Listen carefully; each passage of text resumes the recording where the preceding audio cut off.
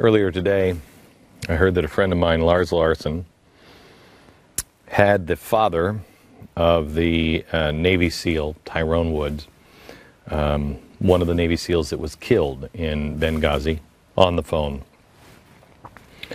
And I listened to him. And the guy seems apolitical on this. It's about his son and the truth. Now, he's had a remarkable experience. Not only is his son a hero, and he is, and I'll explain that here in a minute, but also he's had a remarkable experience because when they brought his son home, his body, he was there at Andrews Air Force Base and had a chance to talk to President Obama and Hillary Clinton. Charles Woods is on the phone with us now. Charles, how are you, sir?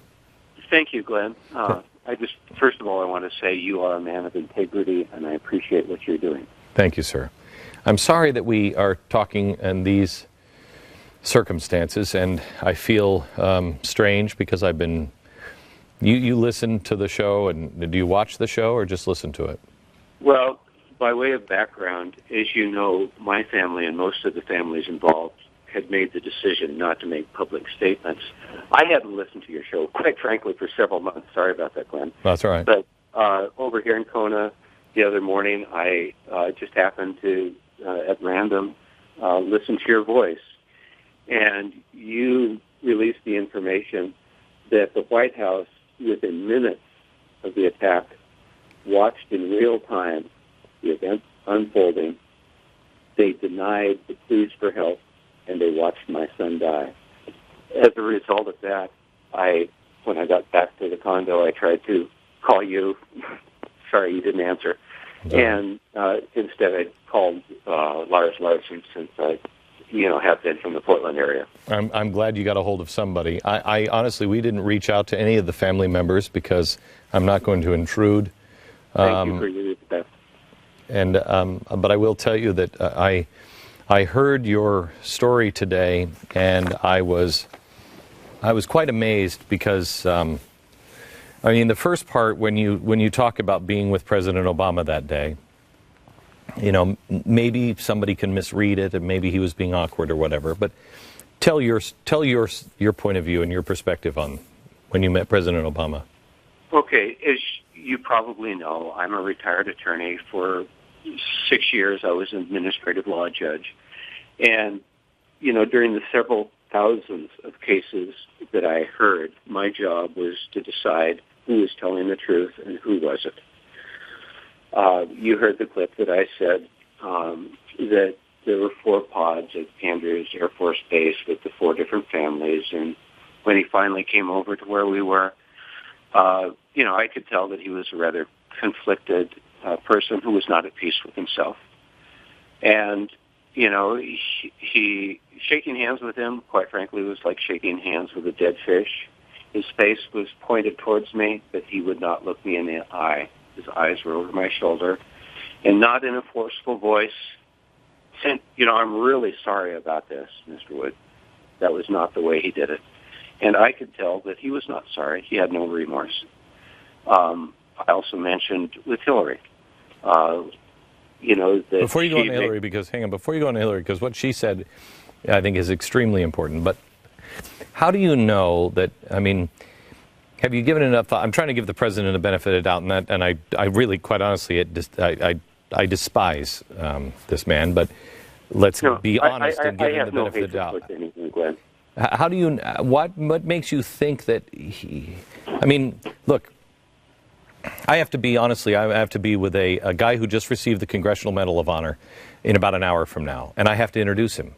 And I said to my staff, they said, "Hey, you're going to introduce this guy?" And I said, "Why would you do that?" And they said, "We thought you would love that." And I said, "I hate introducing these guys because I am so uncomfortable being in front of these guys who are such heroes." Now, people will see my awkwardness around people like that, even like Marcus Luttrell or your son, and they might take it one way when really it is just that I'm so humbled by them.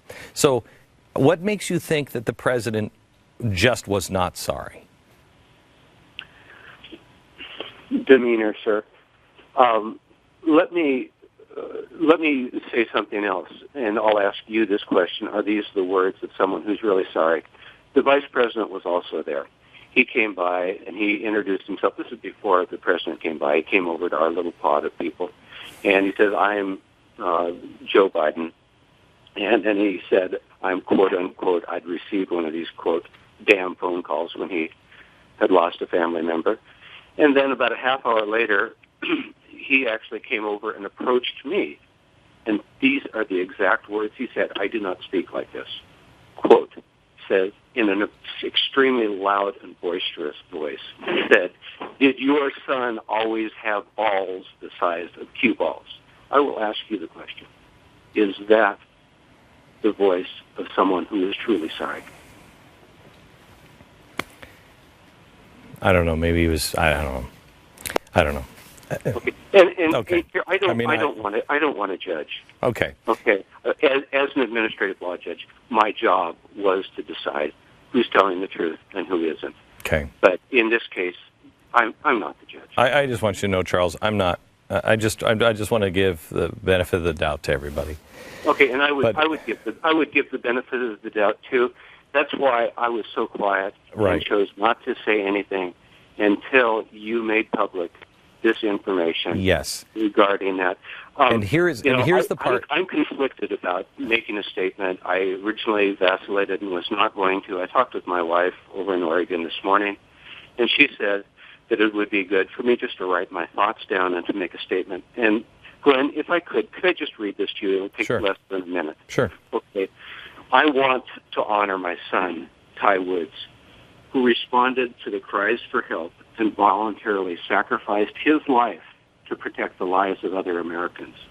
In the last few days, it has become public knowledge that within minutes of the first bullet being fired, the White House knew that these heroes would be slaughtered if immediate air support was denied. Apparently, C-130s were ready to respond immediately. In less than an hour, the perimeters could have been secured and American lives could have been saved. After 7 hours of fighting numerically superior forces, my son's life was sacrificed because of the White House's decision. This has nothing to do with politics. This has to do with integrity and honor. My son was a true American hero. We need more heroes today. My son showed moral courage. This is an opportunity for the person or persons who made the decision to sacrifice my son's life to stand up. Glenn, I hope I'm not coming across too strong. You're not. You're coming as a dad and as an American. And I said earlier that your son is a hero because before we get to the Hillary Clinton thing, we have to take a break in between. But before we get to the Hillary Clinton thing, let me just explain to the American people that your son, when you said just there that your son voluntarily went and sacrificed his life, he wasn't there to protect the ambassador.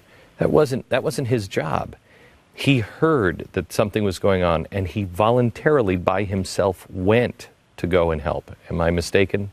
Exactly. My understanding is he could have come home even a couple of weeks before that. He'd only seen his son for a few days. He chose to stay there because he was needed. And when he heard the cries for help at the other location, he voluntarily, without checking with the chief of staff or anyone else, he voluntarily ran through the enemy forces and protected those people in their location, even though he risked his life doing it. Charles, this is what I have been trying to say as I've been talking about this for the last 6 weeks, that is what Americans do. We run he was a true American hero, and we need more American heroes. We do. Okay, if you'll hold on just a second, we have to get back to what Hillary Clinton said to you, because America, there's two things that you have to know, and it's not whether the president is sorry or anything else. It is this. They did have the live pictures. They watched this happen. And then the cover-up. They watched it happen, did nothing about it. They could have. And then the cover-up. And no matter what they're trying to say to you now, when you are standing in an airplane hangar with a casket coming home with a flag over it, and you look at the parents, what you say to them is crucial. Wait until you hear what Secretary of State Hillary Clinton said. Back in a minute.